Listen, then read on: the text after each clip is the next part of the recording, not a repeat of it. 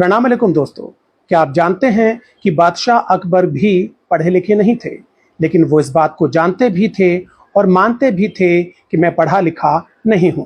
इसलिए उन्होंने मुकम्मल सियासियात यानी एंटायर पॉलिटिकल साइंस की फर्जी डिग्री हासिल करने की कोशिश नहीं की। चूंकि बादशाह को अपनी लिमिटेशंस पता थी, इसलिए वो पढ़ाई लिखाई, साइंस, टेक्नोलॉजी इन सब मामलात में अपना मुंह बंद रखते थे।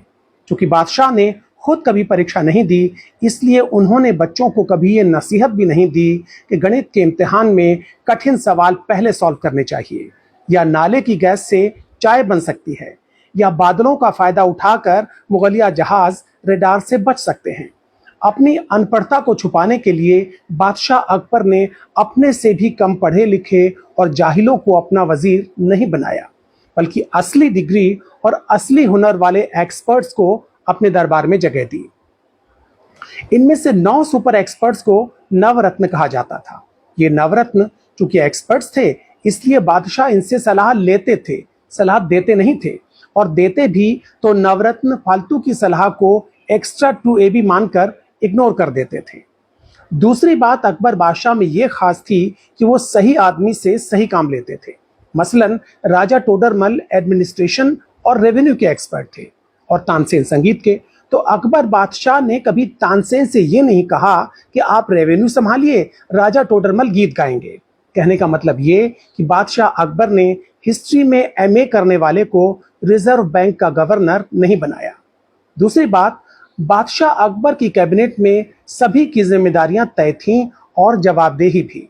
ये नहीं कि रेल का मामला हो तो खेल मंत्री जवाब दें, खेल के मामले में तेल मंत्री बोलें, तेल के मामले में जेल मंत्री बयान दें। बादशाह अकबर के मंत्री अपना अपना काम किया करते थे, खो खो का खेल नहीं खेलते थे। बहरहाल बादशाह अकबर ने सड़कें बनवाई, शानदार इमारतें बनवाई, सराय बनवाई, बहुत कुछ बनवाया, लेकिन जीते जी अपने नाम से जलालुद्दीन मोहम्मद अकबर स्टेडियम नहीं बनवाया। उन्होंने कभी अपनी नाकामी का ठीकरा अपने बाप हुमायूं के सर पे नहीं फोड़ा। अच्छा, अकबर के दरबार में हमारे एक पूर्वज व्यंग्यकार यानी सैटारिस्ट भी थे, आप जानते हैं, उनका नाम था बीरबल। मजे की बात यह कि बीरबल के ज्यादातर व्यंग्य और कटाक्ष बादशाह अकबर की कमियों और गलतियों पर होते थे, लेकिन इसके बावजूद बादशाह ने न तो उन्हें सोशल मीडिया पर ट्रोल करवाया और न ही उनके खिलाफ एफआईआर दाखिल करवाई, बल्कि उन्हें अपना नवरत्न बनाया। बादशाह अकबर भी दिखने में अच्छे नहीं थे, लेकिन उन्होंने न तो प्लास्टिक सर्जरी करवाई और न ही रोज 2 घंटे मेकअप के लिए दिया करते थे। हिंदुस्तान का शहंशाह होने के बावजूद बादशाह अकबर दिन में 5 बार कपड़े नहीं बदलते थे।